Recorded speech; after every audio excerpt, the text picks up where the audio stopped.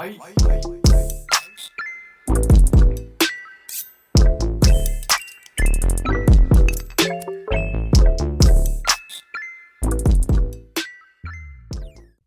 back to the Two Pointers Podcast. I'm Trevor Everett. And before we get into today's episode with Michael DeRosa from house-enterprise.com, House of College Hoops, Road to the Garden, and many other things that he'll get into when you hear that. Good buddy Michael over at the network, house-enterprise.com. Done many shows with Michael on everything college basketball, House of College Hoops, interacted with him and gotten to know him over the last year or so. First time he's dropped on this podcast. Definitely want to talk to him again in the future about some Big East stuff. We really didn't get a chance to jump deeper into it at the end of the podcast there. Had to head off to dinner. You'll see me looking off out the window. I was being picked up for a birthday dinner. So, ignore that at the end when you see it. But just wanted to let you know there. The Big East conversation was really good. Definitely was cut short, unfortunately. Really quick, just wanted to remind you, if you're heading to any of the Sweet 16 games that we previewed today, or any sporting event in the future, use code 2pointers, SeatGeek.com, link in the top of the description. Thank you to SeatGeek for being the presenting sponsor of the Two Pointers Podcast. Earns you guys an exclusive discount code, $20 off your first purchase. It does support me and helps me create better content and just helps support the channel overall. We greatly appreciate that. SeatGeek, if you weren't aware, it allows you to check out your seat before you even get a chance to go to the arena in most arenas in the United States, as well as a deal score on a scale of 1 to 10, red, yellow, green as well. So you get a good idea of what value you're getting for SeatGeek. $20 off that first purchase, SeatGeek.com, or link in the top of the description, and use the code 2pointers,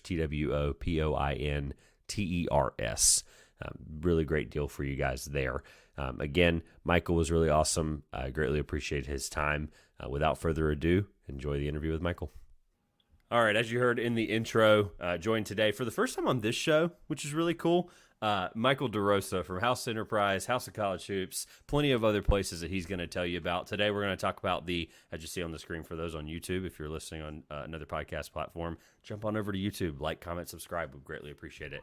Round of 64 and 32 recap. Obviously, this is not going to be, unfortunately, a super long, big, drawn-out thing. I want to highlight some things that I know DeRosa is really good at, some storylines, some things that may have happened that you're not going to hear about on a long recap. We're not going to, like he said in the pre-record, he's like, we're not going to sit here and talk about like the first round game against, Utah State or whatever, or for Utah State. Like, it just is what it is. We're going to find the things that's really interesting. I do want to preview the Sweet 16 because I think there's some interesting thoughts there. And then Michael's big expertise area is the Big East. There's some interesting ties to two different programs there that we'll get into. They've already had some interesting offseason stuff with only 3 teams in the tournament, so definitely want to get into that. Before we do, introduce yourself. Again, first of all, welcome to the Two Pointers Podcast for the first time. Thank you, sir, Mr. Everett. It's weird because we talk all the time, but like now we're talking different platform, a little different style. Yeah. But my name is Michael. Road to the Garden. I write a lot about Big East stuff. I'm a student at this university. It's called Butler. I don't know if anyone's ever heard of it there. Yeah. I grew up DC, so that's why I'm wearing a Georgetown shirt right now. I'm flexing it for the camera if you're on audio. That's not home field, is it? Home field needs to get a hold of that. It is not, no, but actually the back, I don't know if it says it visually. I can't see that. You got it down a little bit. Yep, down. And then stand up a little. Stand up a little. Saxa something. Yeah. We're bringing Saxa back is what it says. That's the best 2-minute open of any show I've ever done. Someone's turning their back completely and trying to turning their back to the camera, all chaos. That's the full Michael DeRosa experience. So if you don't know me then, you know me now. Petition t-shirt makers, by the way, to never put stuff that high. Put it in the middle. Wait, you know what I should have done? I could have just turned the t-shirt around. That would have been so much smarter. Here we go. I kind of like that. I think just leaving that like that is perfect. Honestly, for the rest of the show, you should just leave it that way. No, if it doesn't get too uncomfortable, done. That honestly should have been 2 different shirts if we're being real, but then you can't wear them. So I think that's fair. Well, shout out to Georgetown for getting a shout out 30 minutes before the segment. So, but yeah, no, you were in the middle of that and talking about the shirt. So Georgetown, Butler, where were we? Where were we? Ding and DeRosa podcast I do, House Enterprise, all that sort of stuff. I like basketball. I watch a lot of basketball. Basketball. Yes, Michael DeRosa. That's my name. That's my game. Yeah. There we go. Intro. Good enough. That's why you're here. At MD The Dream is on this screen for those on YouTube, and it'll also be linked in the description below. talking about the round of 64 and the round of 32, here's the thing that I know the overarching conversation topic right now is, was it boring, right? And I know that we, based on previous conversations and shows, we completely agree on that topic that it was not. From a standpoint of, it's just the March Madness tournament, there's really never going to be a boring one. I think is ultimately where the plane landed, so I'm not even going to go there. Was there a game where you felt like the wrong team won? I looked at this today and I went, obviously upsets happen, but was there one where you went, I cannot believe that other team didn't win still? Yeah, this was a really good question. I had to think about this for a little bit. And usually I don't do a ton of prep like before shows and stuff. So this one got me deep in the bag. Nevada Dayton was the one that came to me because I don't know how Nevada lost that game. Nevada was the better team for like 35 minutes, and then Dayton just hit everything. So that was the one that jumped off the page to me as like, I think the wrong team won here because like, I don't think, even though Oakland was an upset, even though Yale was an upset, Yale was actually kind of one I thought about, but no, Auburn just did stupids. Just looking at that, and then Oakland, Golke hit 10 threes. Like, you deserve to win if your guy hits 10 threes. That was the one game. Nevada-Dayton was just like, I don't know how Dayton won this game. They didn't play well, and they just found a way to win. And Nevada, I thought, played well and somehow lost. I feel like some of the easy answers are going to be like Kansas-Samford because of the ridiculous play. Yeah. Like, I'm just trying to flip through them. Like Florida, Colorado. Like Colorado's been incredible, and they got as far as they did. And I'm gonna 100% gloat and say that I picked that. I did it on the two shows we did together that week. I was like, Colorado's gonna do this, and they're gonna lose to Marquette close, and that's exactly what happened. Yep. Like there's just I'm like scrolling through it. Like Texas A&M, Nebraska, you couldn't really argue because it's almost, I think it was a 15, 18 point game at that point.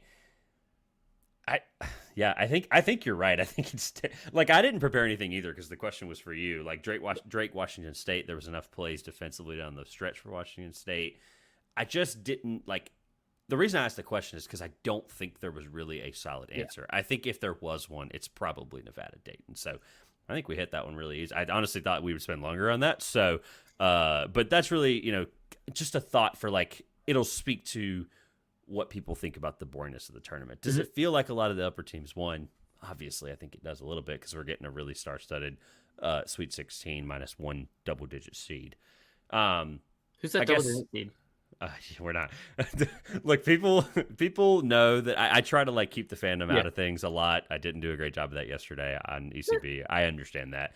Yeah, you had fun. Who cares? I'm having fun regardless, except it's like the closer we get to Friday, like the more and more uncomfortable I get. So I'm just like, I'm glad that we're doing this early in the week.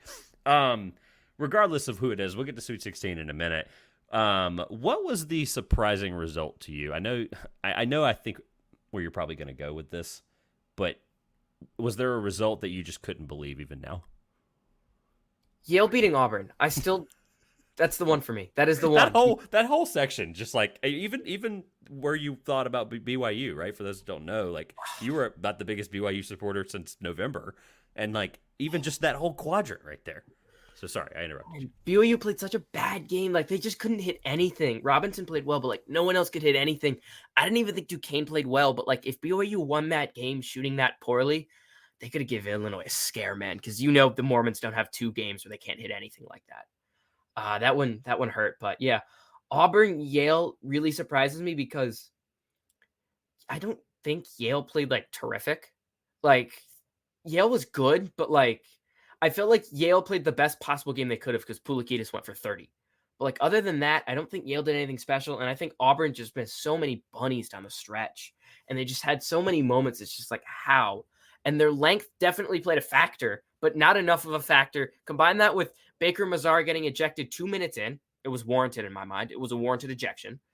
That one, thinking back on it, I think if they play that game another 9 times, I think Auburn wins 9 times. Yeah, I think you're probably right. Like, obviously Auburn is so highly rated in KenPom, and it's still very eye-opening to even just have KenPom open and see that there's a white line in the middle of all the top 15, 20 red there. So yeah, the Auburn thing is really interesting. I figured that was probably the answer. What team were you the most shocked you got wrong? Like, you may have a team alive still that like may hey, I had them in the Final Four, they'll lose in the Sweet 16. But from just the round of 64-32, recap's sake, was there a team that you just are still sitting here to this moment going, I still can't believe that they didn't go that far? Very briefly, for those that listen to my bracket show, mine was New Mexico, and here we are talking about the team that they beat in the Sweet 16. So I have a very obvious glaring hole there, but do you have one? New Mexico would be one of mine. I also had New Mexico in the Sweet 16. I had them in the Sweet 16 fairly confidently, frankly. I liked their draw quite a bit. And not only did they lose, that was never a competitive game. Clemson beat them from tip to finish. Even in moments when, actually, no, that was the Baylor game. I got those two mixed up. But Clemson was the better team throughout. That was a wrong team favored game. And I fell for it. I fell straight into the trap. So that one definitely got me. We mentioned Auburn a couple of times. I was really high on Auburn. So yeah, Auburn got me again. Just, oh my God. I knew I'd mess up with that team and they got me. But other than that, there isn't one team. I was low on NC State too. Your NC State Wolfpack. I thought Texas Tech would beat them fairly convincingly, honestly. I just thought Texas Tech's offense was going to do a lot more than it did in that game. I thought State's defense really held up. And State was able to score on the other end. That wasn't something I thought State would score on the other end, but I thought Texas Tech could outscore them. And the game would be fairly close-ish late, but I thought Texas Tech was going to win that game. I was fairly confident in that. Obviously, we have some of the bigger upsets, but those were the teams that really stood out to me. Oh, and Kansas. Kansas getting dog-walked by Gonzaga was I just didn't see that coming. Yeah, neither did I, especially from a Bill Self team. But I think we kind of learned, even if the quote was taken out of context, I kind of think we know where his head was at for a couple of months here. So I'm not kind of surprised now, as low as I am on Gonzaga still. Look, first time on the show, you're going to get the treatment like every other guest does, where I think I prepare a good agenda and then I think of 5 other things in the last hour to ask. So this is where we start doing that. What coach benefited the most from making the Sweet 16? From making the Sweet 16? Dang, I was going to Actually, I'll open the door a little bit. Let me be clear. What coach benefited the most, whether it's and I put in my notes that I never sent you, hot seat, reputation, etc. However you want to frame this thought. Maybe it's a coach that won the first round game but didn't win the second round game. Is there a coach that you felt like, whether it's moving this offseason, something like that nature, is there somebody that really benefited from their result on the winning side of things? Yeah, so I think the obvious answer is Kevin Keats, just because he was probably going to get canned. Yeah, put him over here. So, yeah, we're gonna put him over here out of the side because he legally cannot get fired now. Yeah, well, technically, but anyway. But yeah. So that was the big one. I think Bucky McMillan just got an extension, and I think the nation now knows the name Bucky McMillan and Buckyball because of how well that game was down the stretch. Looking at the two that got hired to Darian DeVries, but DeVries always had that reputation. And then looking at Mark Byington at JMU, that's another one.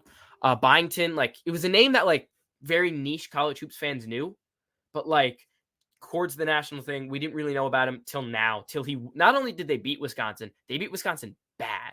So that's another team that okay, Mark Byington, he's getting a new job, and it's a job that I think suits him fairly well. That's an upgrade, and one that I think they won't be good next year because Vanderbilt's going to take time to rebuild, but over the next few years, I think that's a good play. And another coach reputation, just looking at to answer the original question. Yeah, Brad Brownell has to be. The Brownell experience is just is he going to be here? Okay, he's always on the verge of being fired. You make it Sweet 16, you buy yourself another 2 years in my mind. So Brad Brownell, to me, of every coach that made the Sweet 16, did the most for his reputation, aside from the obvious of Kevin Keats. Yeah, I have some Clemson fan friends that went to the school many years past in Brownell's time there, and this sure derails any of the fire Brad Brownell conversation. Yeah. Maybe not from them, who have been calling for it for a decade. I'm sure the 15 to 25 people that I know for a fact listen to this show that went to Clemson are going to really enjoy that one. On the flip side, as the obvious sports show journalistic thing to say or do, who obviously, on the flip side of it, who negatively was impacted by this reputation-wise, or anything that just, hot seat again, reputation. Same question, just on the flip side. Calipari, 100%. Kentucky fans. I didn't think you were going to go there. I really didn't. I have an idea in my head where I thought you were going to go, and that wasn't it. But I'm going to be very interested to see what you think I was going to say after I make this point. Yeah, it's Calipari. The fact that Kentucky fans are they're a wild bunch. I've seen all the Twitter drama and all that. It's Calipari. The fact that Kentucky fans every year, it's the same cycle of them buying in, like, oh, man, we lost in the first round. We got to fire him. He's the worst coach ever. And then, like, they land a 5-star recruit, and they're like, ooh, okay, never mind. We're going to be really good next year. We're winning the national title. Then, like, they lose a couple regular season games, then it's fire him. Then they have, like, a couple big wins to end the season. Then it's we're making the national championship. And that cycle completely happened again. And then they lost in the first round. But it feels a little different. Like, people are actually kind of sick of Cal.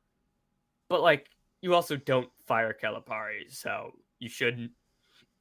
Yeah, he was the one to me that stood out as, like, the, oof, that's a stock. That stock definitely went down, and it could burn the bridge if next year doesn't perform up to expectations, which knowing Kentucky, the expectations will be higher than they should be. There's a few that came to mind for me that where I necessarily thought you were going to go was probably Bruce Pearl. I thought you would go with another SEC coach, but obviously he's made a Final Four more recently than Coach Calipari has. So that's a very, very important wrinkle. Greg Gard, I know Jake brought it up on the preview show. That's a big one, 22-13 this year. To lose in the first round, even if it was to the Bington, I can't ever get his last name correct. Even if it was to the James Madison Dukes led by Coach Bington. They were also Golden, like the better team to me. You know? Oh, I know. We're on. You and I. You know, we're on the same page with that part of it. I just from the idea of they're the 5 seed. Like even it doesn't like the way the committee, not the way the committee, the way that the Wisconsin athletic department is going to look at that is they don't care, right? They don't care who the 12 seed was, right? It could have been any of the other 12 seeds. It could have been any program, right? It could have been FAU for crying out loud. But it was the fact that they were in the position to be the 5 seed and should have probably won that game. But they, from what we think about them analytically and from studying them all year, like, yes, that was probably, they were definitely not the better team. Another one, I'm looking at how long Todd Golden has been at Florida.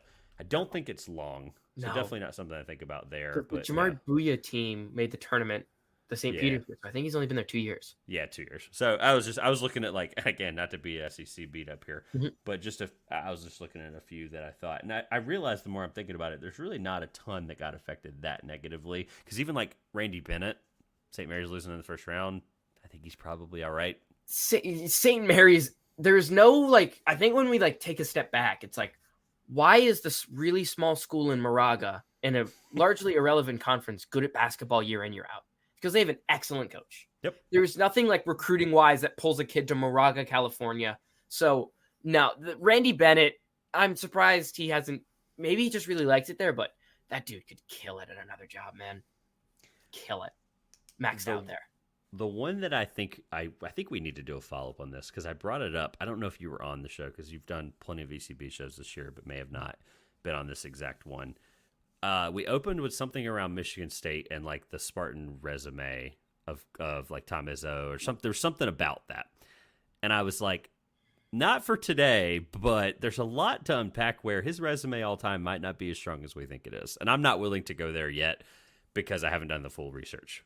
However, losing again in the round of 32 after being an 8-9 seed to a team, I get that it's North Carolina. The Tom Izzo, I know he's at the end of his career, so like keeping that in mind. Like end of, as in he said he's going to coach till he's dead, so could be. I mean, at this point in his 60s, 70s, like that's just we're going with science here at this point. Again, not for today necessarily to unpack that, but did the way you view Tom Izzo change based on the fact that he didn't get it done again after a struggle to start the year? Finally made the tournament 8-9 seed. Anything about him that may have changed? Not really. I think it more so changed with me because I had that team. I believe I had him second preseason in the country, which was a bad take, especially because I had Duke number 1, which was also a bad take. But yeah, I just looking at Izzo's. I'm just on the Wikipedia page. He made the NIT the first 2 years at Michigan State. Since then, he hasn't missed a tournament aside from 2020, which just didn't happen. And I can tell you they would have made the tournament then. Runner-ups, Final Fours. Only hasn't been knocked out of the first round since 2015-16. And then before that, it was 2010, 2011. Yeah, I don't know. I don't know if it really changes how I view Tom Izzo. One interesting wrinkle to me is I think they're going to have to use the portal more, especially because there have been some like minor rumors, but still some rumors that there's some like weird stuff going on that some guys might want to leave Michigan State that we wouldn't expect. So I think they're going to have to use the portal more, and I'd be very interested to see how he adapts to that in terms of just as a coach. But No, it doesn't really change how I view Tom Izzo yet. Next season, if he can't get the portal and like his roster just doesn't work next year, I think it'd make me look back and go, this guy's just from a different era. I know we haven't necessarily touched on really any games at all, but that was what I kind of wanted to give you when we put this together. Was I think there were some overarching conversations. Sure. I think those are happening. I guess just from something we hadn't covered yet. Was there a player that didn't have to make the Sweet 16 or anything like that, but a player from the round of 64, round of 32 that you felt like really proved it, that if they transfer this offseason, that they're going to be a name people are clamoring for? I was really impressed with Trey Townsend at Oakland in both games. I thought he played really well. Yeah, he was a name to me that stood out and said, yeah. I think he proved it in the Xavier game when they went into Cintas and beat Xavier, but he proved it again and again. I'm really impressed with him. He's a guy everyone should go after. Terrence Edwards at JMU just entered the portal. I assume he goes to Vanderbilt. There's no inside information there, to be very clear. That's just me. Player follows coach. High level makes sense. That was another name. Let's see. Another name. Another name that surprised me. I don't know if he ends up entering the portal. I mean, I assume he does because his coach left. Isaac Jones at Washington State. I was really impressed by him and Jalen Wells, too. Those two at Washington State. Miles Rice also was excellent. But those three at Washington State, I think those are legit players. And Isaac Jones in particular to me, big body down low. He was the reason they won that Drake game. So he's another guy I'm looking at that says, yeah, if he transfers out, whether it's following his coach or just goes somewhere else, high major. That was a guy that had no expectations entering the season. He was a guy who played well down low at Idaho. But again, that was at Idaho. To the Pac-12 where he does it again. And like Washington State, were they the second best team in the Pac-12 this year? Probably. So the fact that he was able to do that on the second best team in the Pac-12, then he can go somewhere and make an impact again. Isaac Jones is another name. I think that's a deeper cut than the more obvious names that really, really looked excellent to me. All right. Anything else on the round of 64 or 32 before we get into the Sweet 16? Not that I can think of. Shout out Grand Canyon for winning that game. That was a fun game. They're athletic. Yeah. Were there any I got scared away from them. I said it to you. I said, yeah. I think I said it to everybody I talked to about Grand Canyon. I'm like, any other draw, I would have been picking them. No questions asked, like I was about JMU. It was somebody that I had been on since like late December. Yep. I was like, that's a team. If they make it out of the whack, I'm picking them. I don't care. And then I saw the draw, and then I got in my own head, and then ended up being a close game anyway. So I don't know. I'm still really mad at myself for psyching myself out. I psyched myself out on Drake Washington State. I had Washington State. I know. And then everyone else picked Drake. And then it's like that. Normally when I bracket, like especially games like that, it's like if it's a 50-50 game that I think is a toss-up, which that one I actually leaned Washington State. But if it is, just pick the game that not everyone's going to pick. Pick the team that less people are going to pick. Because then if they win, I gain more. And let's be real, I'm trying to win a bracket pool, right? I don't care if I get 15th or if I get 30th and 30th is dead last. I just want to win. So if I pick the team that gives me a better advantage over the field, that's what I should have done. I should have stuck to my guns there. That one is the one that looks at me and it's like, oh, DeRosa, you idiot. You went against everything you do and you got burnt by it. Also, I feel like I've mentioned this on like Twitter 1,000 times on the ECB show yesterday. I know exactly what you're about to say. Yeah, you know exactly where I'm going. Or the end of the Oregon-Creighton game. Yeah, I do it. They didn't move. I've replayed that play in my head about 1,000 times and 1,000 more after our show yesterday. I don't get what happened there. I don't get it. It's crazy to me. And the fact that it hasn't been like clipped everywhere is crazy to me. I need to find that clip. Man, that one got me. But yeah, I think that is about every overarching narrative from the first two rounds that I have. Again, good clarity there that we tried to not talk about the games themselves, more of just things to take away and absorb. So obviously that sets us up for what I think is an incredible Sweet 16. Yep.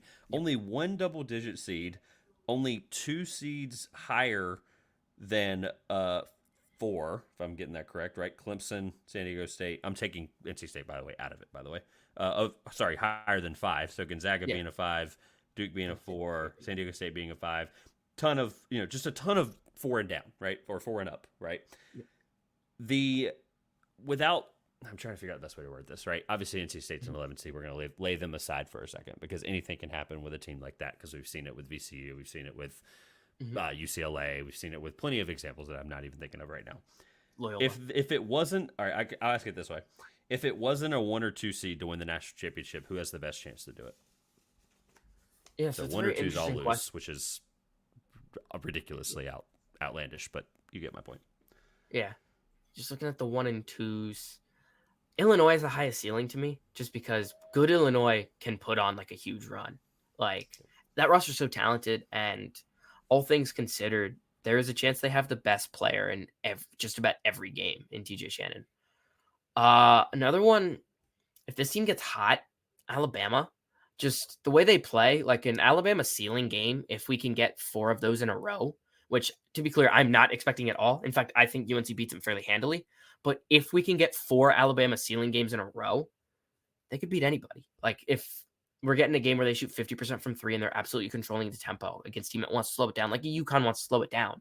If they can play that fast pace, gunsling, hit a ton of threes, it's going to be hard to beat them. But if we're going realistic, I think the answer is Illinois, because I think Illinois, in my mind, does beat Iowa State. Now, obviously, I'm not super confident in that.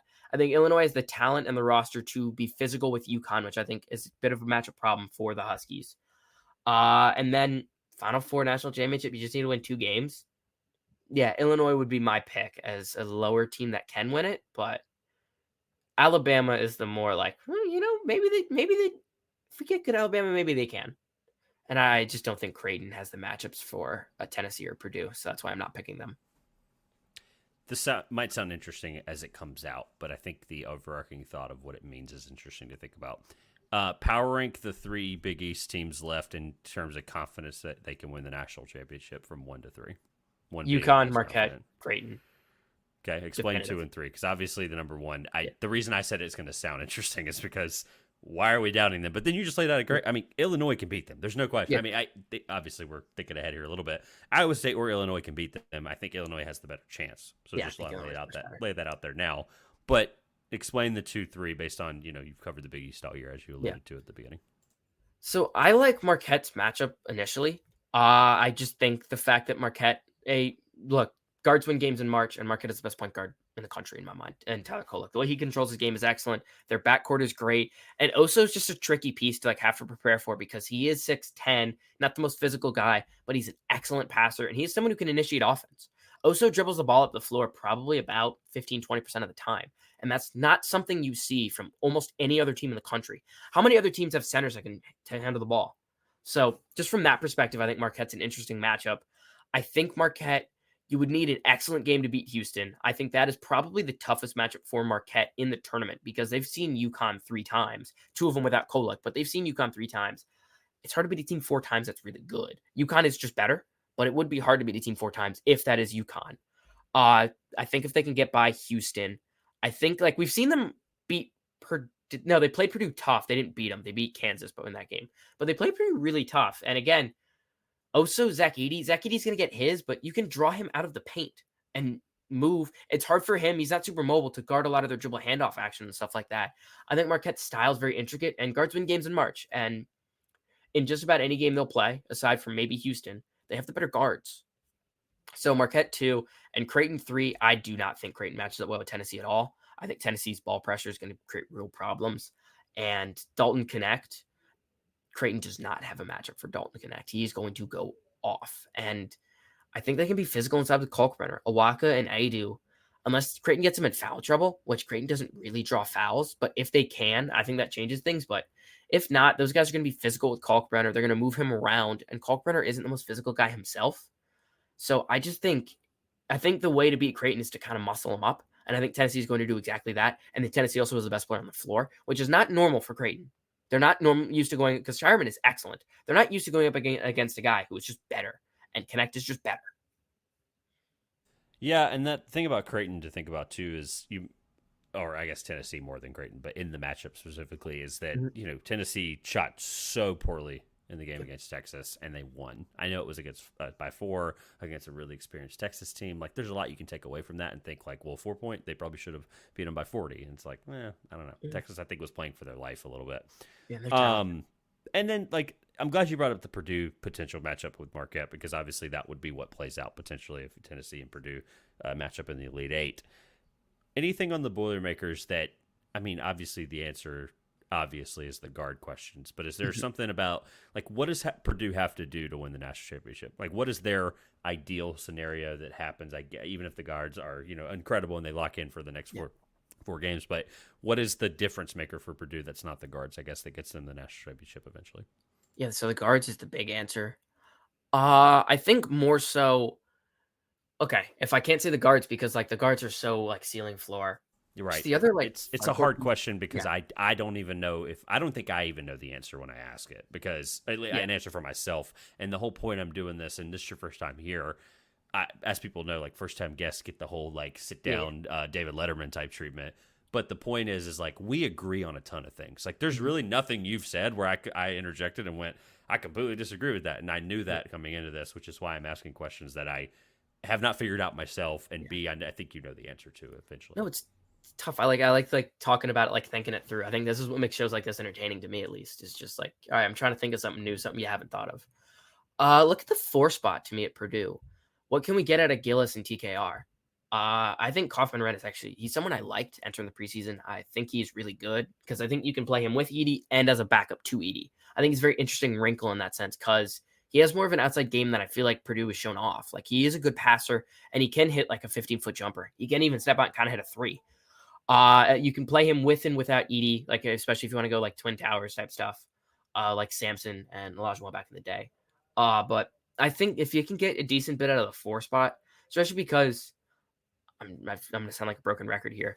How are they going to guard Dalton Connect? You're going to need Mason Gillis to really kind of go off. Mason Gillis, not go off in the sense of like go for 50, but like really lock down Connect, really play physical with him, do whatever you can. Because just athletically, he's the better matchup of just about anyone on Purdue. Because Lance Jones, who's probably their best defender, is too small to guard Connect. I think he's like 6'2", 6'3", maybe 6'4". Connect's just bigger than him.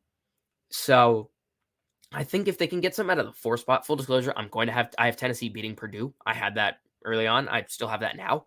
Same here. Yeah. So you knew that. So yeah, I think it's just that if they can get the guards are really like if Braden Smith is hitting and they're like able to create shots in that game, if they're able to get by the initial pressure, of a Ziegler, I think that could cause some problems. But it really comes down to what can they get out of the 4 spot. If they can get legit offensive production, to me, I think that could really raise their ceiling. Yeah, there are some things that I think are worth having a conversation about because I know on plenty of shows we've done already recently this week, like I could have a question about like what does San Diego State have to do, right? But we know that there's a glaring weakness there against obviously the best team in the country.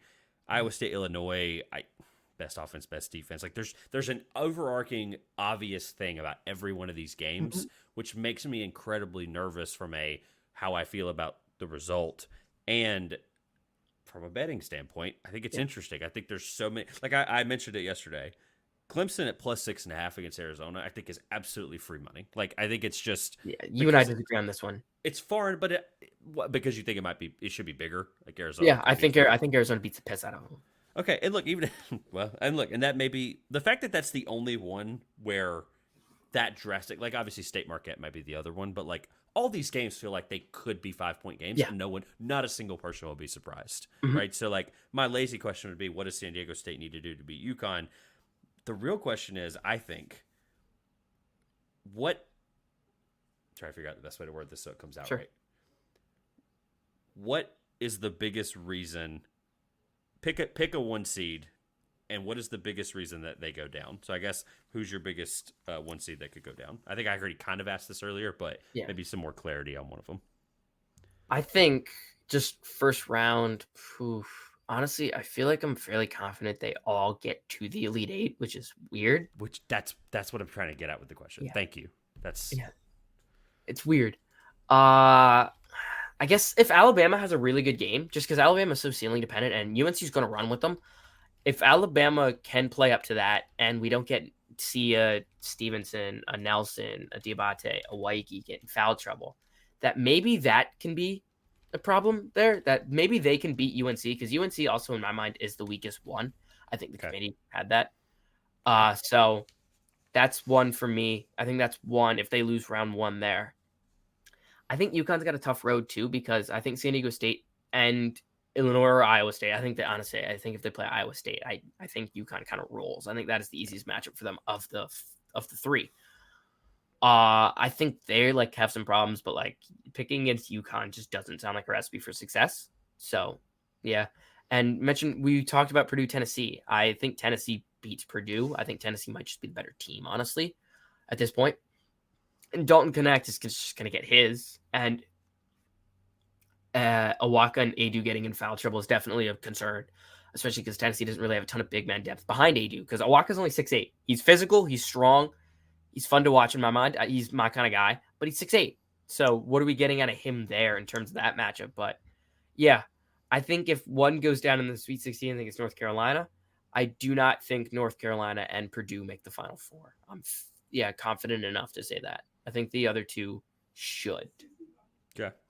The way you answered that last question, there's honestly nothing else I'm going to ask about the Sweet 16 that doesn't make any sense right this second. So let's honestly just pick them, because I think that you kind of alluded a lot of answers to maybe the pick, and then some of them there was an obvious pick for you. So we'll start in the East. UConn, San Diego State. Who wins and why? So just like each pick will be like a 15 to 30 second reason. Like if we sit here and have the same conversation a week later, what was the reason they got it done? Yeah, I think UConn wins fairly competitively. I just think San Diego State doesn't have the horses to put up with them offensively. I think UConn's offense is the best unit on the floor. And I think San Diego State will do enough to like contain them. But in the end, yeah, I think UConn's just too good, too skilled at all like 5 positions, really. I think Klingon could be due for a big game. Yeah, so I got UConn winning that one. Yeah, that'd be my pick there. I think it may play out very similar to the national championship game, which I know you kind of alluded to that there. That being there, obviously, I was enjoying the moment more than really breaking down the game analytically. But I sat there and was like, "Oh, San Diego State's like making this interesting in the first half," and then UConn went on like an 11-2 run to end the first half, and I was like, "Never mind, there goes that thought." Right? So I really feel like there'll be a moment where we all kind of go, "Ooh, the Aztecs might do it." Yeah. And then, and I really don't have a reason why or why not, which is why I thought that was interesting. I think that was the best way to answer it. Was I just don't know if they're going to be able to keep up, which is ultimately what happened last year in the championship game. All right, Illinois, Iowa State. This is probably the most intriguing one of them all. I think I think Shannon is a real matchup problem. I think I think that's the matchup there. And then I think Illinois has the athletic pieces up in the front court. While they are a tad erratic, they're just more athletic, like a Coleman Hawkins, like a Quincy Guerrier. And Marcus Damas just so solid. I think they will have enough guys to find decent shots in this game. Guard play is a bit of a concern for me, leading like a I don't even know who like really we trust as Illinois' point guard. Is it a Justin Harmon? Is it a Ty Rodgers? Yeah, but I think TJ Shannon initiates enough offense. I think if they're able to get by that first layer of Iowa State pressure, which I think they will, I think they'll be able to find some good shots. They'll be able to change the game in transition. I lean Illinois. I am not confident in that pick whatsoever. I just think they have more talent on the roster than Iowa State. I think Iowa State's really good because of like team defense and stuff like that. But I don't know if Iowa State has the shot makers can like hit a couple big shots. Like, can we get 3 buckets in a row from Taman Lipsy? Will Milan Momcilovic shoot 4-7 from 3 or something like that? So in this spot, I lean Illinois because of that. It is not a very confident pick because Illinois just does some dumb things. But I lean Illinois, because I just think they have the creators and the horses to have multiple guys who maybe if it isn't a Shannon's day, maybe Damask can have a good day from the high post. And I just think they have multiple matchups that they can take advantage of. All right, two teams we haven't talked about really at all today, Houston and Duke. Houston, more physical. I think Shed's the best player on the floor. I think they really take it to Duke. I think they like just kind of muscle out Duke. I think they kind of break Duke. And I don't think the speed of a Filipowski at the 5 is something that like kind of really scares me in Houston. Most matchups it will. I don't think for Duke in really any of the games they really if they play Marquette or Houston, it's not something that scares me versus it does in most other matchups. And we saw State it's hard to beat these teams 3 times. Well, actually, State beat them in the ACC tourney, right? State beat Duke. Correct. Yeah. So, look, I don't think. Yeah. I think Houston wins this one, not fairly convincingly. I think it'll be like kind of close throughout, but I feel like it'll be one of those games where it's like 5-7, 5-7, 5-7. Then it gets to 10 and it's over. Yep. They the Evan Mia kill shot happens for Houston, and then we just don't look back. One thing really quick about the Houston part that we didn't get to, I think is a fair question because it's come up a lot just in the last couple of days. How much stock are you putting into the fact that they gave up, 95 points to Texas A&M? How much stock are you putting into that from a confidence in them long-term standpoint? Obviously, you said you picked them here against Duke, but there's got to be, was there something there that kind of made you nervous?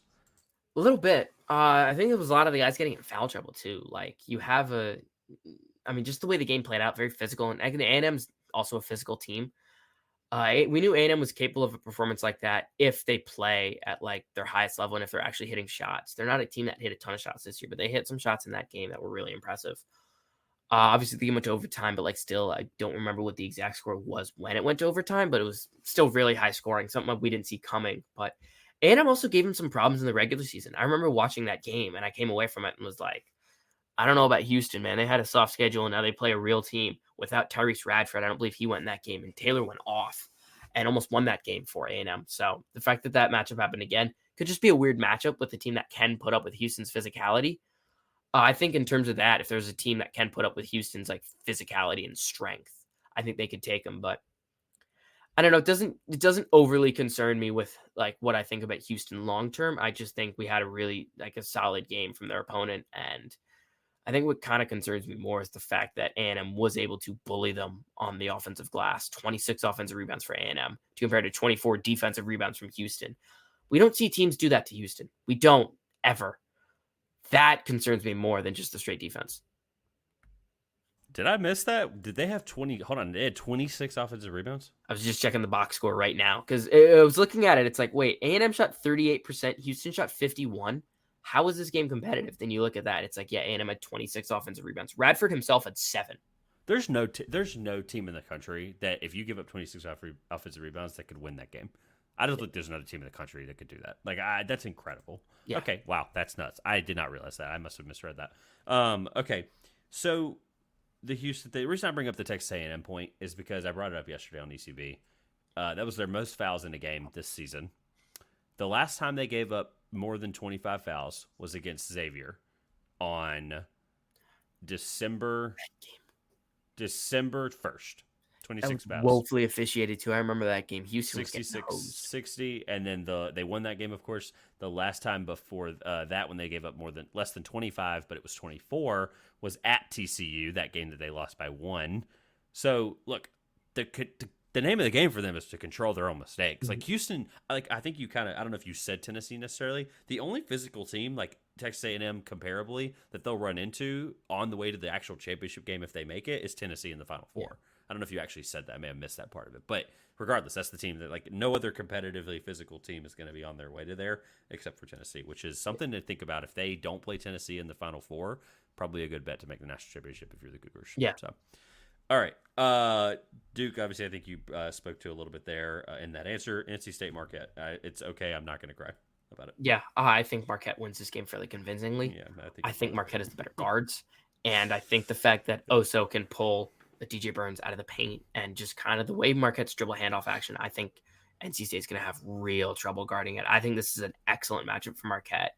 I got Marquette by double digits here. I don't think this game is fairly close. Going to plead the Fifth Amendment. Midwest, Purdue, Gonzaga. Obviously, these two teams met earlier this year. Interesting competition. The more I thought about it and went back and looked at it, where do you go with this one and why? Yeah, I like Purdue in this one quite a bit, honestly. I think Gonzaga's guards are playing at a really high level. You're going to need a really good game from both Hickman and Nembhard. I think those are the two that we're really going to have to see just go kind of crazy. On the EK side, I think EK gets in foul trouble fairly quickly because he's undersized. He is not a great matchup for Zach Edey. Edey just does a lot of things that can mess with him. You're going to need the guards to really step up. And if EK gets in foul trouble, which I think is almost inevitable, Gonzaga doesn't have any depth. So what do they do from there? I have no idea. I like Purdue in this spot. I think this is probably the best matchup Purdue could have gotten at this spot. I think a team like Alabama could present them problems. I think a team like Duke could present them problems. San Diego State could present them some problems. I don't think Gonzaga presents those problems to Purdue from a matchup standpoint that those other teams would. So yeah, I got Purdue. I got Purdue kind of by TKO. So just a good thought there about, like, you mentioned other teams that give them a problem, but that's other teams that they wouldn't have had a chance to play unless they moved on far. Gonzaga obviously is who they're meeting. The other potential teams that they could have played would have been Sanford, Kansas, McNeese, or TCU. Was there any of those that you felt like if these were in the Sweet 16, you'd feel a lot more confident picking against Purdue? I thought Kansas could have given problems, especially a fully, like, granted, no McCullough, so that does change things. Yeah, but knowing what we know, because obviously we knew he was not going to be there. So just keep that in mind, I guess. Yeah, I think they would have been tougher because I think DeJuan Harris is the best guard in that game. And then I think Hunter Dickinson has had success against Zach Edey. And if you give me Bill Self with 5 days of game plan, I think he could have come up with something to make that game a little tougher. Samford, in theory, is another team that could have given problems. But if we remember the first game of the season, which I don't know if a lot of people do, I remember that game because I bet Samford like plus 18 in that one. That game was not close. But Samford was playing better down the stretch, and maybe they could have found something to draw Zach Edey out of the paint. But if you get a chore and foul trouble in that game, they are screwed. Kansas would be the answer. And if they got TC in the second round, I think it would have been a different game. But yeah, to me, Kansas, I think, could have given them more problems than I think Gonzaga does. But I think they got a good 4-5. I think they got the 4-5 if you want, if you're a Purdue fan.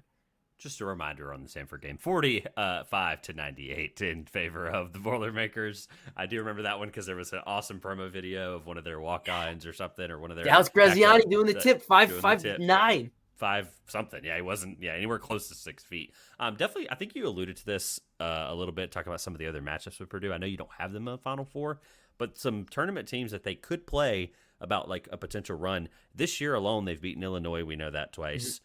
They've beaten Alabama. They've beaten Marquette. They've beaten Tennessee. They've beaten Gonzaga. They've beaten almost every team that's left in this freaking tournament. Like, that's just something to think about because they obviously, a lot of those were, I mean, if you're just drawing a line, a lot of those were from December 16th to November 6th. Like that. Yeah. Keep that in mind. I think that's important. But this team, if anything, it's only gotten better. So I may be changing my mind a little bit about Purdue moving forward because of some of that stuff. Interesting. Creighton, Tennessee. Yeah, I got Tennessee. I think Tennessee matched up really well. I think Ziegler is going to be an Ashworth grill the entire game. I think that causes problems there. And then inside, I just don't think Kalkbrenner has a crazy game. I think AD is going to do enough to limit him. And I think guys like JJJ, guys like Vescovy, guys off the bench like a Jordan Gainey, I think cause enough problems to Creighton, both offensively, defensively, respectively, with some of those guys that, yeah, I got Tennessee. I think Tennessee matched up really well. This is a pick I'm fairly confident in. I think Tennessee beats them fairly convincing. I think this is a bad matchup for Creighton, especially because Tennessee can play that slow, grinded out game. And if Creighton really wants to get in the open floor, do you really want to try to stop Dalton Connect in the open floor? Or do you really want to stop Zakai Ziegler, who is the fastest player in this game in the open floor? So I think really, however this plays out, I think this is a Tennessee game. I think Creighton's going to need to shoot really, really well. And I think a guy like Vescovy and both JJJ cause different defensive problems. Like matching up with Trey Alexander, they cause different kind of problems for him. So I got Tennessee here, and they have zero matchup for Connect. Creighton does. I got Tennessee here. I'm fairly confident in that. All right, in the West, North Carolina, Alabama. We've already talked about this game a little bit from some of the Alabama stuff that we brought up earlier, the 1-seed stuff from North Carolina, but who wins and why? I think we've already heard the answer. Yeah, fast-paced game. I got North Carolina because of that. I just think North Carolina, I think Mark Sears is excellent. I think RJ Davis is excellenter. Yeah, and then just inside, I think Baycott causes problems for the way Alabama wants to play. I don't think they have a real matchup for him where I think you can expose Baycott defensively. Offensively, I think he creates his own problems, and Alabama cannot stop a dribble drive. And UNC dribble drives a lot. They have multiple guys who can put the ball on the floor. It's not just Davis, not just Cadeau. You also have Harrison Ingram, who's a really good ball handler. Cormac Ryan is not a bad ball handler either. So yeah, I got UNC in this one. Shout out to Cormac Ryan for helping me at a little same gamer a couple days ago. Clemson, Arizona. This is probably the one that, as of right this second, we've got still plenty of days here. This doesn't happen until Thursday. We're recording this on Tuesday the 26th. This game is on the 28th. This podcast will go on the 27th, just for a timeline for folks listening. This is the game that I'm still thinking the hardest about. I mentioned the 6.5 already, but I know we talked about on ECB yesterday. There's a lot of reasons why Clemson could win, but I know where you lean on this. But just, I guess, Arizona and why. Sorry, I didn't mean to take your pick, but why Arizona? Yeah, you stole my thunder. What pick and why? Sorry. Yeah, Trevor mentioned it. I love Arizona in this spot. I think good Arizona, I think, is the best team in the country. I think PJ Hall versus Umar Ballo actually does cause problems. The more I think about it, to a point that I expect Trev to make, because he stole my pick, I'm stealing the point he's going to make. I think PJ Hall does really cause problems for the way Clemson operates. But just on the other end, Keshad Johnson, I think, has the physicality and the speed to match up with a Shefflin. I think the guards on Arizona are just so much better. They're going to cause so many problems. And you guys mentioned on the show, you don't really trust Colin Boswell. I'm not going to lie. I think I disagree with that. I think he's a solid point guard. He's not going to try to score a ton. He just gets the ball down the floor. He's a good ball mover. Gets guys in the right spots. And let's say he's having a bad game. You bring a Jaden Bradley or a KJ Lewis off the bench. Those are two really good guards too. I think they can go 7 deep. And then you have Pele Larson. You have some of the other guys that cause problems. I think good Arizona is just really good. And I think they're just going to overwhelm Clemson. Have I picked against Clemson in every single game they've played in this tournament, to be clear? Yes, I have. Am I going to stop? Yeah, I can't think of a matchup where I wouldn't pick against Clemson, just looking all the way down the line. So probably not. I think this Clemson team's really good. They were a team I were really high on entering the season, but Arizona to me is just, I think this is just a levels game, and I think Arizona's a level above. And if we get good Arizona, I think this game is a destruction. People who are on Clemson and Clemson fans are going to hear that comment as potentially disrespectful, but I understand what you mean. Like, at the end of the day, this is not like we beat New Mexico, who we weren't favored against, and we beat Baylor, who's a top 3 seed. Those games. That's great, but looking forward, the teams are getting better, right? The teams are getting worse. So I do think Clemson obviously ultimately could probably come up short here.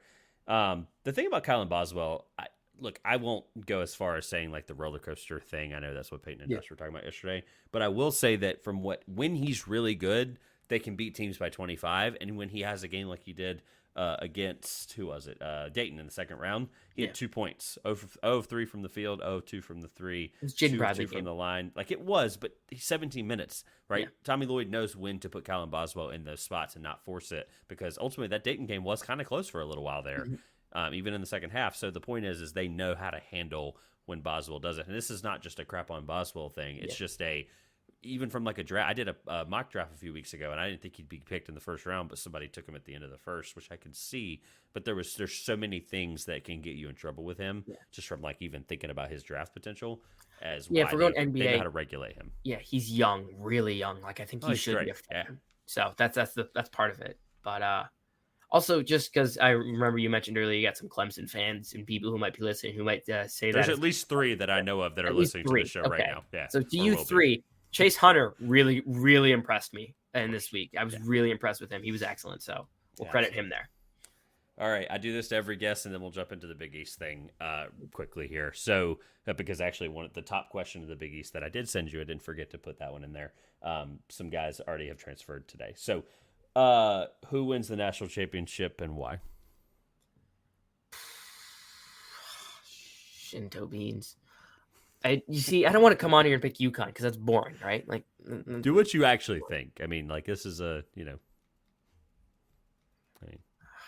actually think UConn wins it. So do I, by the way. Yeah. Like, you know what? No, I'm not picking UConn. Screw that. Give me Houston. I think they're physical, and I think Jamal Shed is. After I think they beat Marquette, I think he is the best guard in the tournament. So I'll take Houston. I just think the physical matchup, I think that causes almost every team in the tournament problems. Like of the teams that I think make it out of the other side of the bracket, the left side of the bracket, Arizona to me is a Final Four team. You can kind of like muscle them around a little bit. I think that's something you can do. And bad Arizona just is not ready for that. You would need a big game at a Keshad Johnson if that's a matchup in UConn. If you can switch a lot of the off-ball action UConn runs defensively, you can cause UConn significant problems. And the best way to beat Tristan Newton is to play physical with him and make him give up the ball quickly before UConn can run all that off-ball action. Then it kind of gets them out of their action. And I think Houston has the pieces to do that. So I don't want to pick UConn, especially because I'm not fully bought into UConn as other people are. Like you saw that thing that Mike Greenberg said where he's like, UConn, they'd make the NBA playoffs. This is it's the dumbest. Like they wouldn't hear about this every year or so where there's a team that this team could go up a league, and it's if they played the Pistons 82 times, do they win more than 5 games? I would say no. I would say no because I think the Pistons were the example everyone kept using, and they have Jalen Duren, Jaden Ivey, Cade Cunningham. Like I'm just thinking of guys off the top of my head. There's plenty more, but those 3 guys alone, those are guys that have been through the NBA a couple of years now. So probably not. No. Yeah. So. I do think UConn's that good, though. I don't know if they'll beat them. They probably win a few games, though. It's just it's a good hypothetical, and there are websites out there that you can technically put that hypothetical together. I don't know if the college NBA thing you can, but there are some hypothetical websites out there that you can run simulations, and it'd be interesting to see how it turns out. So I did not prepare you for a best bet segment that I normally do, but no problem if you don't have one. So we're going to get into the Big East, but if you do have one, that's great. I forgot to ask you. So do you have a best bet of the Sweet 16? Just something that you've got money on that people can ride behind? I have money on, I have Tennessee. I got Tennessee at -2. I do not know what the line is currently as we are speaking. I bet Tennessee at -2 at open. I just think Tennessee matched up really well. I'm going to pull up DraftKings to make sure the line isn't like too crazy. Oh, I shouldn't have named them. We don't get sponsored for that. Sorry, Trev. It's all good. If people want to sign up though, really quick while you're doing that, Sign Up Expert is the betting sponsor for the Two Pointers podcast. If anybody is in their state, in their place, signupexpert.com/TPP. Select your location. You get access to exclusive discounts and promotions through Sign Up Expert on any daily fantasy and any sports book that is legal in your state. So wherever it is, might be DraftKings for you. Yeah. For me, when I signed this partnership, it wasn't DraftKings. It was the only thing I could do was daily fantasy, which we can now do in North Carolina. We can do daily. We can do all the sports book stuff. So TPP, signupexpert.com/TPP. So. Good plug. Yeah. While I cook that up too, Tennessee is -3 right now. I still like it at 3. I don't like it. Obviously, I like it less than I did at 2, but like I would still take it at 3. And another one, Houston -4. I know I'm going full chalk donkey mode, but I just like a lot of favorites on the way this slate lines up. Houston -4. I just think Houston causes problems for Duke physically. I think the game is kind of lower scoring. The total is 134. If it goes under, that usually plays in favor to the underdog, but I got Houston. I just think Houston outmuscles them. I see that, the way we describe this game, I think Houston wins by double digits. So that'd be the other one. Houston -4 and Tennessee you got at -2, but still good with -3. Sorry for not preparing you for that, but I knew you had the Tennessee from yesterday, so it's just something to think about. For me, it's Joseph Girard, 4+ made threes plus 194. If they win the game, he has to shoot well. Just if you SCP that, if it's correlated, I don't know. I don't think it was, which is why I probably took it by itself. But yeah, I'm using FanDuel. So yeah, if you can find that, and because plays like that are kind of correlated. That's something I usually look for. Like if Girard hits 4 threes, that puts Clemson in the game to win the game. So if you can parlay that together, there is a correlation there of outcomes, and usually you can get the odds better than you would expect it to. I think if you're playing an SGP, you want to play correlated outcomes. You if we're talking NFL, for example, if we think the running back has a great game, that means the team doesn't throw as much. So the quarterback passes less. So maybe the quarterback passing attempts under versus the rushing yards over. Those outcomes correlate. I think in terms of that, I think that's how we have to use SGP's advice. You can correlate them. I just realized I just missed it before, but yeah, you can. Just kidding. No, you can't. It's the one right above another SGP. You can do rebounds and points and all this other stuff, but for some reason made threes is not one of them, which is probably why I took it by itself anyway. Yeah. And the Clemson line is up to +7.5. So even somebody like me who waited a little bit, who liked 6.5, I'm starting to like 7.5 even more. So it's I might need to think about that. So anyway, didn't think we'd actually get into a best bets there because I forgot to prep you, but thank you for having that. All right, quickly on the Big East. I really want to talk about the Big East because look, there are a lot of people that understand and love and know the Big East very well. And for me, you are one of them. So the reason I want to bring it up is because the DePaul thing has baffled me since I started covering college basketball 3 years ago. Really to an extent. Can Chris Holtmann change the tide at DePaul? It's a simple answer, and then there are follow-ups to it. Or simple question, and then there are follow-ups to it. Can he, yes, define what we mean by change the tide? Like make them a team that can consistently make the tournament, or make them a team that can be competitive in the Big East? That's a really good follow-up. I didn't think you'd ask the question with the question. I guess you would probably know this better than anybody. What is their where are their fans have become to a point where I'm just trying to think of another Power 5 team. Like in the ACC, we don't have, the area I covered, we don't really have a team if anything, historically, it would be somebody like State, right, where the expectations are very lofty. That's probably a good comp, but State's at least been competitive in the last 35 years, right? Or Georgia Tech, because Georgia Tech usually, but then even then you had the run with Alvarado. Yeah. Then you had the run before, with you had some really interesting NBA guys in and out of there that made tournaments at least. So they made a Final Four, I think, in 2004. Yeah. Now that I think about it, so that would obviously eliminate the Georgia Tech because DePaul, it's a 30-something year gap. I mean, that's kind of or 40-something year. It's DePaul hasn't made the tournament since they became a Big East team. They haven't made the tournament since 2004. So let's just go with the expectation is you just get in. At one point, sure. I think Holtman's a better coach than he gets credit for because of how his Ohio State tenure ended. He was really good at taking away your number one option. Keep in mind, I'm a Butler student, so I don't really think I'm biased on this because I wasn't there when Holtman was there. That's like I followed the Big East at the time, but I wasn't there when Holtman was there. But I think if anyone, I think Holtman's the best hire they could have made. It's just a matter of, does the administration at DePaul really want to invest in basketball? Because if they can, I still think you have a lot of work to do to try to get some local recruits to actually want to play at DePaul. I think that is an uphill battle, a pretty steep uphill battle. We're seeing at Georgetown, the uphill battle's the same, but different reasons for why it's that way. So in terms of can Holtman change the tide? Yeah, I think he can maybe be the first DePaul coach since they've been in the Big East to make the tournament.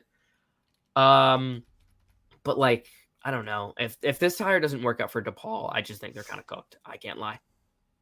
So that's a good follow-up. If not, who or what will it take? Like, was there a name that you're like, maybe it's somebody that would be way lofty and they would never take the job because that's kind of the job's become a point where like no big humongous name that we've seen move this offseason would take the job. Like there's just nobody that would.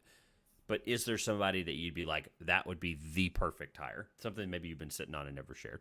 Porter Moser was the one. I remember I talked about this like late last year. Moser, he had success in Chicago. He is local-ish. Like he's had success in that area. He knows what it takes to recruit guys who would want to play in Chicago. And Big East is easier to recruit for than the MVC, hypothetically speaking. He was the one. If not, and you're still in the same spot for DePaul, if Holtman doesn't work out, I think you got to take a risk with just someone who is savant of X and O's and just say, look, we need to be respectable soon enough. Maybe we're not going to get the most elite talent, but we need someone who is just a giga brain X and O's genius who can run this really complex offense that other Big East teams just aren't really used to seeing. Because the Big East is a more physical league. You want to zag where everyone else zigs and try to run this really pretty offense that just guys aren't ready for. I think that's another thing. A Schertz is the name that comes to mind. Just someone who runs such beautiful offense that it's like you look at it, you're like, woo. But I think the Holtman hire is a really good hire. Like just point blank. He's won in the Big East before at an institution that it's not easy to win at Butler in the Big East, and he's done that. Like we're seeing that now. It's not easy to win at Butler in the Big East because you don't have the resources that other schools have. You can't really recruit nationwide. At DePaul, if they're investing in it, you kind of can, and you're recruiting to Chicago. That's a basketball hotbed. So yes. Yeah, I think he can change the tide in the Big East at DePaul, excuse me. And it'll take an uphill investment. You're going to need actual athletic department people to want to be invested in their basketball program because they haven't been for the last 20 some odd years. So if you can get those people back and be like, you know what, DePaul needs to have a winning basketball program and we have a guy that can help us do that. I think that's the play. This may be dumb of me to even ask, but like they don't have a football program, right? So why wouldn't they care about basketball? I just don't get it. I don't know if they care about athletics. Yeah, fair. Is it the hardest job in the Big East? DePaul? Yes, at this current moment. I think Butler's an uphill battle if you're coaching there. I think Seton Hall is an uphill battle. But right now, by far and away, DePaul is the toughest job. You have not made the tournament. Figured it out, though. Hey, Shaheen figured it out. That's for that to be the third team of the 11 that you just named, it shows you how impressive he's been this year. Absolutely. It really does. So, is it the hardest job in Power 5? I think Washington State's a tougher job, but are we considering them Power 5 right now? Because technically not, because the season's over for them, so they're technically not in the Power 5 anymore. So yeah, that's fair. Northwestern's a tough job. Nebraska's tough because like they haven't won a tournament game ever. I know, it still blows my mind. Yeah, I think it's got to be up there. UCF maybe because we don't know how invested they are in basketball. The football money helps them more than anything. Yeah. I mean, they just because they're relatively competitive in football, basketball gets the repercussion of that. Which Rutgers is a really tough job too. Like you're recruiting Michael's done really well though. I think so far. Really obviously, well. Sky high, Michael. Right. Yeah, I think that helps. Okay. Anything else on DePaul? That was really there wasn't anything crazy for me on my end. I wanted to think about Holtman. I wanted people to really understand the Holtman thing a little bit better. I mean, as we are recording, I've been checking my phone periodically. Yep. Sorry. They've been, me too. They've been transfers galore right now for them. Churchill Labas just entered the portal. So it is literally going to be an entirely new DePaul team Like Yep. DePaul lost everyone. And they already brought in guy followed him from the assistant. Oh gosh, help me out. Brian Holtman brought in Mullins. assistant. Yep, Mullins, which is from an SIU. incredible assistant, by the way. He'll have another Yeah. job in the next 2 to 3 years if the DePaul thing doesn't work out. And then they brought over their best player from Southern Illinois too, so or wherever the heck that he came from at this point. Yeah, I can't keep up. But anything else? I know you're bringing up the transfers. Yeah, I think that covers DePaul about as much as we can. I brought down some intriguing transfers out, but really I think we're so early in the process that who's the perfect name that's available right this second? This is a tough question. I definitely want to ask you this publicly or privately in the future. Sure. Is there a team in the next, who right now is available would be a splash for Butler and Georgetown briefly, since those are your teams? Yeah, so Butler is definitely the tougher one to answer because Butler needs a center. Just like point blank, they need a center bad. And it's hard to find a center in the portal.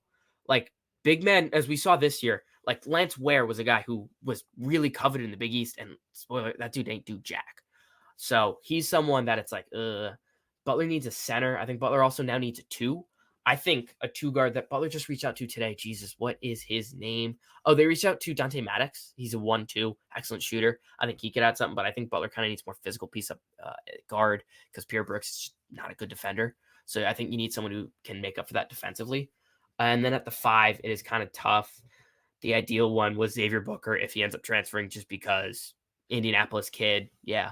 It's hard to answer for Butler at the 5 because I just think they need any sort of 5, any sort of legit Big East body there. So there it's tough. I think the Georgetown's much easier because they need just about everything, if I can just speak to that now. There's some assistant coach drama that I think is very interesting at Georgetown because Coach Thomas took the Hampton job. So now it's like, okay, this is Cooley's first assistant he has to hire at Georgetown. And I think he's fully learning. Like, I think he knew getting into the job and what he did this season that the AAU scene in DC is a mess because there are so many like excellent AAU programs. Now that he's hiring an assistant, every single AAU coach is in there like, get our guy on staff, get our guy on staff, get our guy on staff. There's like 5 of them. So if you pick one of the AAU coaches, you got to get the drama with everyone else. But if they pick the takeover guy, let's be real, takeover is the best AAU program in the country. If we're talking high school ball, just really quickly, they just are. But Georgetown, a couple names that come to mind. You need everything to be clear. You need literally everything. I think Georgetown needs an athletic big. Where can they find that? Not really a type has entered the portal yet. Then looking out guards, DMV guards are coming home. Doug McDaniel, has officially entered the portal. He's someone you got to target. Malik Mack just entered from Harvard. 3 years of eligibility. That kid is a stud. Yeah. Just the way he was doing what he did, especially against like high level comp. Like he played well against Indiana. He played well early season before he got mono against some of the other bigger schools. That kid can play. And I think that kid can play immediately in the Big East. Same with Tyler Perkins at Penn, now in the transfer portal. Gave you 22 and 6 against Villanova in one of his first games as a college player. 22 and 6 against Villanova. And that Villanova roster, incredibly talented. One of probably the 10 most talented rosters in the country. So that's another one I'm looking at. Then lastly, Keyshawn Hall just entered the portal from George Mason. Bit of a weird way he ended his season. Just some drama there. But when you get a kid who is 6'7" with legit guard skills, can score at all 3 levels, particularly inside, he's physical. And at 6'7", excellent pick and roll ball handler too. That is a matchup nightmare for any team, especially like a Big East team. That guy gets just another year of getting more athletic, bigger. That kid would cause problems for every single Big East team. I think I named a whole bunch of guys, but Georgetown will also have a whole bunch of openings. So we'll see how many they fill. All right. That's Michael DeRosa, my friend at MD The Dream. First of all, thank you for coming on today. Really quick, all your stuff will be in the link in the description below on all podcast platforms and YouTube. Plug away, let people know what you're working on, where they can find you, etc. Yes, absolutely. Thank you for having me, Trev. Always fun talking hoops with you. At MD The Dream on Twitter, Trev mentioned a couple podcasts, Road to the Garden. We cover all sorts of Big East stuff. Big East guy. Let's be real. Big East guy. Covering Big East makes sense. Draw lines there. Ding and DeRosa just talking all things college hoops. ECB, Trev and I are both on a ton. If you guys aren't listening to the ECB show, you give your head a shake. You've lost the plot. Writing stuff, House Enterprise, same thing. But you can all find all my writing stuff on Twitter. I'll link to it. Then you can be like, oh, hey, let me click this. And then you should click it because I'm the man. You should click everything I do. If anyone also wants to sponsor me, by the way, I need the money. So that would be really nice. But yeah, I think I plugged just about everything I can. That works. Thank you again, my friend. Hey, thank you, my guy.